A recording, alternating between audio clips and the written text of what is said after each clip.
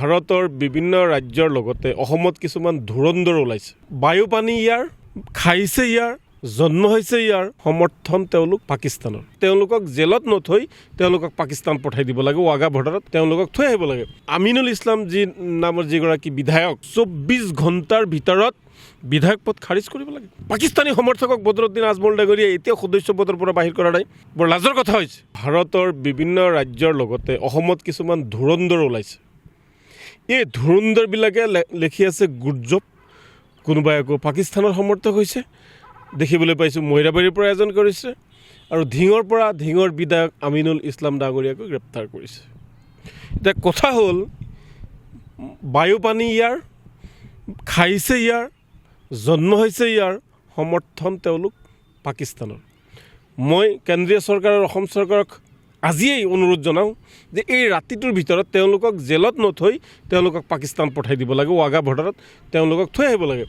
আৰু যদি জেলত থাকে তেওঁলোকে ভাত আমাৰি খাব, তেওঁলোকে বায়ু সেৱন আমাৰি ভাৰতবৰ্ষৰ কৰিব, আমাৰ চৰকাৰৰ টকা খৰচ হ'ব। গতিকে চৰকাৰৰ টকা, ৰাজহৰ টকা খৰচ কৰাতকৈ এই যিবিলাক পাকিস্তান সমৰ্থক আছে এওঁলোকক পাকিস্তানত থৈ আহিব লাগে। এওঁলোকক ভাৰত থকাৰ নৈতিক অধিকাৰ হেৰাই পেলাইছে। লগতে আমিনুল ইছলাম যি নামৰ যিগৰাকী বিধায়ক, এই বিধায়কগৰাকীক বিধায়ক পদটো খাৰিজ কৰিব লাগে। 24 ঘণ্টাৰ ভিতৰত বিধায়ক পদ খাৰিজ কৰিব লাগে। ৰাজ্যপাল আৰু বিধানসভাৰ অধ্যক্ষ ডাঙৰীয়াই এই পদক্ষেপটো, সাহসী পদক্ষেপটো ল'ব লাগিছিল। কিয় এতিয়ালৈকে লোৱা নাই, বৰ দুৰ্ভাগ্যৰ কথা। এগৰাকী পাকিস্তানী সমৰ্থকক MLA বনাই থৈছে। গতিকে এইটো কেতিয়াও হ'বলৈ দিয়া নহ'ব। আৰু এটা ডাঙৰ কথা হ'ল যে যেতিয়া ভাৰত বিভাজন হৈছিলে, ভাৰত বিভাজনৰ সময়ত সেইফালে হৈ গ'ল কি পাকিস্তান, ইফালে ভাৰত। পাকিস্তানৰ আগত পাক বুলি এটা শব্দ আছে। পাক পবিত্ৰ হৈ থাকিব লাগে, মানে পবিত্ৰ ঠাই। কিন্তু আচলতে পাকিস্তানৰ নামৰ আগত পাক নিলিখি নাপাক স্থান বুলি লিখিব লাগে। তেওঁলোকে এতিয়া নাপাক হৈ গৈছে।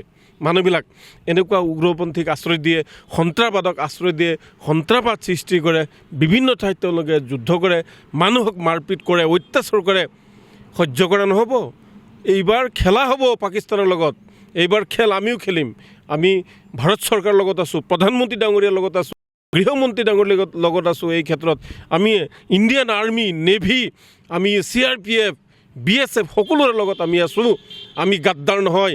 আমি প্ৰয়োজন হ'লে যদি দৰকাৰ হয় আমি জাতিৰ হকে, আমি আমাৰ দেশৰ হকে আমি শ্বহীদ হ'বলৈ প্ৰস্তুত আছোঁ। আমি এই বিধায়ক আমিনুল ইছলাম UDFৰ তেওঁৰ নিচিনা গাদ্দাৰ নহয়। বদৰুদ্দিন আজমল ডাঙৰীয়া এতিয়াও তেওঁৰ কিয় বহিষ্কাৰ কৰা নাই দলৰ পৰা? বদৰুদ্দিন ডাঙৰীয়াই খালি প্ৰতিক্ৰিয়া দিলে নহ'ব। পাকিস্তানী সমৰ্থকক বদৰুদ্দিন আজমল ডাঙৰীয়াই এতিয়াও সদস্য পদৰ পৰা বাহিৰ কৰা নাই। বৰ লাজৰ কথা হৈছে।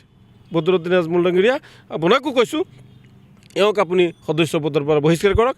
আৰু ৰাজ্যপাল আৰু আমাৰ বিধানসভাৰ অধ্যক্ষ মহোদয়ক কৈছোঁ, অনুৰোধ কৰিছোঁ যে এইগৰাকী বিধায়কক আপুনি আজি নিশাটোৰ ভিতৰতে তেওঁক আপোনালোকে বিধায়ক পদ খাৰিজ কৰিব লাগে।